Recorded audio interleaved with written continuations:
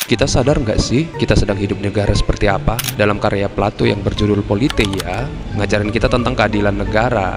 Plato bilang negara yang ideal itu dibentuk berdasarkan tiga hal ini. Pertama, karena pertimbangan ekonomis. Di sini Plato ngelihat bahwa setiap individu atau kelompok sosial punya kebutuhan. Setiap orang pasti butuh jasa atau keahlian orang lain. Karena kebutuhan itulah manusia sadar untuk saling membantu dan hidup bersama. Misalnya nih, kita tinggal di kota butuh tuh sama Pak Tani dan Bu Tani untuk memenuhi kebutuhan dasar kita kayak beras dan gitu sebaliknya. Lalu yang kedua, karena adanya dorongan hidup bersama dalam keselarasan. Di dalam negara tuh harus ada para penjaga yang terdiri dari negarawan atau birokrat. Dan Plato bilang nih, kalau seorang negarawan dan birokrat itu hendaknya adalah para ahli filsafat. Karena tugas mereka ini ya untuk menciptakan keselarasan dan keseimbangan. Jadi mereka tuh harus mikir, ngedengerin rakyat dan ngambil kebijakan untuk memenuhi kebutuhan tadi. Lalu kemudian ada tentara atau pilakes yang tugasnya jagain keamanan negara. Ya kalau di kompleks tingkat sapam gitulah. Mereka dilengkapi dengan kelengkapan senjata untuk ngelindungin, bukan malah mentungin.